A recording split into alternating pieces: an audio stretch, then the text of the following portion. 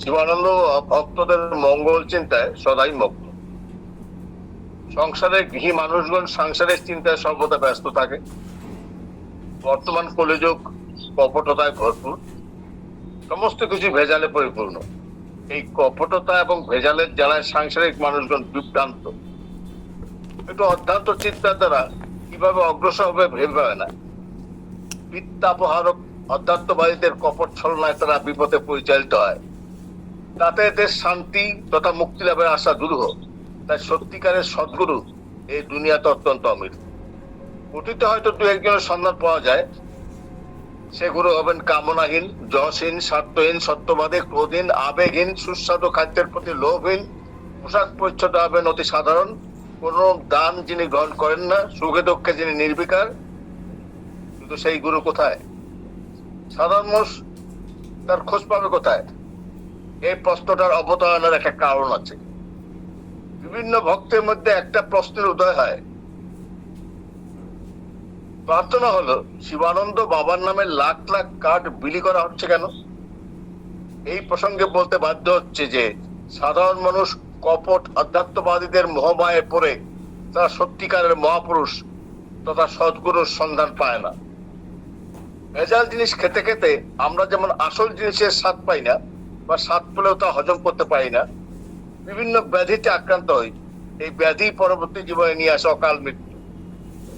ফলে ইচ্ছে থাকা সত্ত্বেও তাদের সদ্গুরু আশ্রয় লাভ হয় না এবং পরজন্মে কৃতকর্মের ফল ভোগ করতে হয়। তাই সত্যিকারের মানুষ যাতে জানতে পারে যে শিবানন্দ বাবা একজন সিদ্ধ যুগী দিব্য মহাত্মা, তার সান্নিধ্যে মানুষ যাতে সঠিক পথের দিশা পায়, তার জন্য এই কার্ড বিতরণ। 2010 খ্রিস্টাব্দে হরিদ্বারে কৌমেলা প্রাঙ্গণে তো অসংখ্য সাধু সন্ন্যাসী ছিলেন।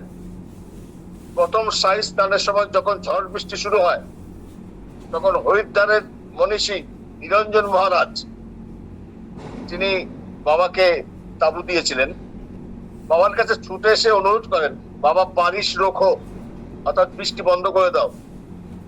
শিবানন্দ জপের মাধ্যমে প্রকৃতিকে নিয়ন্ত্রণ করে বৃষ্টি থামিয়ে দেন।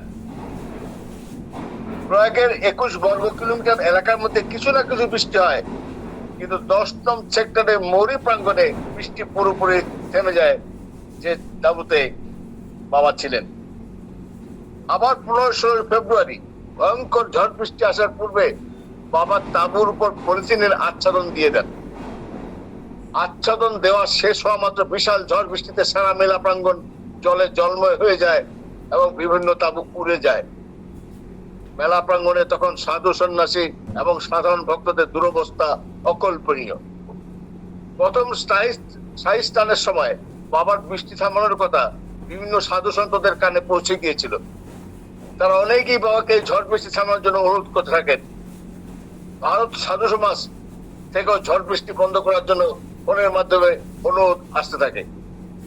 বাবা বলেন, এই ঝড় বৃষ্টি 4 দিন পর্যন্ত চলবে। একদিনে এই প্রাকৃতিক দুর্যোগ মেলার অবস্থান সঙ্গীন হয়ে পড়ে। সাধু সন্ন্যাসী এবং ভক্তদের কাতর আরতিতে শিবানন্দ বাবার হৃদয় সিক্ত হয়। তিনি পুনরায় ভারত সাধু সমাজের সাধুদেরকে জানিয়ে দেন, সারা রাত বৃষ্টি হবে, কিন্তু প্রতিদিন সকালে বৃষ্টি থেমে যাবে এবং প্রখর সূর্যালোক দেখা দেবে। প্রতিদিন সত্যি সকালে বৃষ্টি থেমে যায় এবং প্রখর সূর্যালোক দেখা দেয়। সবাই হাঁপ ছেড়ে বাঁচে। মেলায় তো অসংখ্য মনীষী ছিলেন, তারাও তো প্রকৃতির এই তাণ্ডব লীলায় অসহায় হয়েছিলেন, স্মরণ নিয়েছিলেন শিবানন্দ বাবার। কজন জানে বাবার দ্বারা তথাসিদ্ধ মহাপুরুষের দ্বারা এই প্রাকৃতিক তাণ্ডব লীলা রোধ করার কথা? তাই সবার জ্ঞাতার্থে এই কার্ড বিতরণ, যাতে সাধারণ ভক্তগণ প্রকৃত মহাপুরুষের দৈহিক লক্ষণ, চলন বলন, আচার আচরণ, আহার ইত্যাদি পর্যবেক্ষণ করতে পারেন। নইলে শতবর্ষ পার করেও রোগমুক্ত, চিন্তামুক্ত, আসক্তিহীন এই মহাপুরুষ ভক্তদের মঙ্গল কামনায় নিবেদিত প্রাণ বলেই তিনি ভক্তদের চিত্তাপহারক হিসেবে পর্যবসিত হয়ে আছেন। অসংখ্য কার্ড বিতরণের উদ্দেশ্য অত্যন্ত সুগভীর। এই কার্ডের মাধ্যমে উদয় হতে পারে ভাবিকালের আরেক মহাত্মা, যিনি সুপ্ত ভাবেই এই ভক্তদের ভিড়ে লুকিয়ে আছেন। সময় হলেই হয়তোবা ভক্তাদের ভগবান আমাদের সম্মুখে প্রকট হবেন। এই পৃথিবীতে ঈশ্বরের কৃপায় আমাদের মনুষ্য জন্ম লাভ হয়েছে।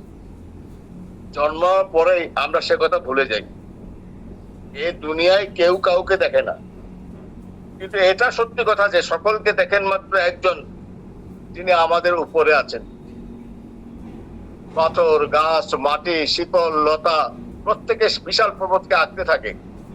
মনে একটা কষ্ট বুঝি সবগুলি খসে পড়বে, কিন্তু তা হয় না, কারণ ওই পর্বতই ওদের আঁকতে ধরে রেখেছে। দৈব দুর্বিপাক বা ভূমিকম্পের ফলে ওগুলোর অস্তিত্ব আর কিছুই থাকবে না। ঠিক সেরূপ সংসার সমাজের গঠনে বা রক্ষণে যদি নিজেকে রক্ষাকর্তা বলে মনে হয়, তবে সেটা ভুল হবে। মনে রাখতে হবে সবার মূলে রয়েছেন একজন সর্বশক্তিমান রক্ষাকর্তা। এ কারণেই তাকে বেশি করে জানা দরকার। তাকে জানতে বললেই সব জানা হবে এবং মনের ভিতরকার দ্বন্দ্ব দূর হবে। বাবা বলেন, তাকে জানতে হলে তাকে ডাকতে হবে। তাকে ডাকতে হলে তার সঙ্গে সবার পরিচয় আবশ্যক। সর্বদা তার কথা চিন্তা, জব ধ্যান, তার সম্বন্ধে আলাপ, তার ছবি দেখা, তার গুণ গান, শ্রবণ কীর্তন, ইত্যাদি ভ্রমণ, সাধুসঙ্গ, সদ্গুরুর সঙ্গে পরিচিত হতে হবে। বাবা বা মা সম্বোধনের মাধ্যমে সেই সম্বন্ধকে আরো গাঢ় করতে হবে, কারণ সংসারী লোক বিনা সম্বন্ধে বাধা পড়ে না। তাই অবশ্যই একটা সম্বন্ধ পাতানো দরকার। সংসার বা সমাজের কাজে সততা ও শৃঙ্খলা নিয়ে যেমন চলতে হয়, ধর্মক্ষেত্রে সেরূপ ধরা বাঁধা নিয়ম অনুসরণ করা দরকার। প্রথম বিচ্ছিন্ন বা বিক্ষিপ্ত মন সে পথে অন্তরায় হবে, তাই নির্দিষ্ট ভাবে নিত্যদিন জপের মাধ্যমে তাকে ডাকার অভ্যাস করতে হবে। ফলত ক্রমে ক্রমে তিনি মনে আসলে অধিষ্ঠিত হবেন। প্রেম বন্ধনে আবদ্ধ হলে তাকে বজায় রাখার জন্য তার উপলক্ষে উপাসনা, গান, ধ্যান প্রয়োজন। তাহলে তার স্মৃতি সর্বদা আত্মসত্তার মতো লেগে থাকবে।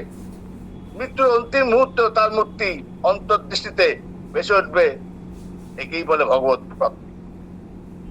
বাবা বলেন, ফসল ফলানোর জন্য কৃষক যেমন জমি কর্ষণ, বীজ বপন, বীজ রোপণ, আগাছা নির্মূল, সার প্রয়োগ, জলসেচ, কীটনাশক, ঔষধ প্রয়োগ ইত্যাদি বিভিন্ন দীর্ঘ প্রক্রিয়াদের মাধ্যমে ধান গম ফলান, ঠিক সেইরূপ দীর্ঘ প্রক্রিয়ার মাধ্যমে ধানকে সিদ্ধ করে শুকিয়ে চাল বের করে তা দিয়ে খাওয়ার অন্ন প্রস্তুত করা হয়।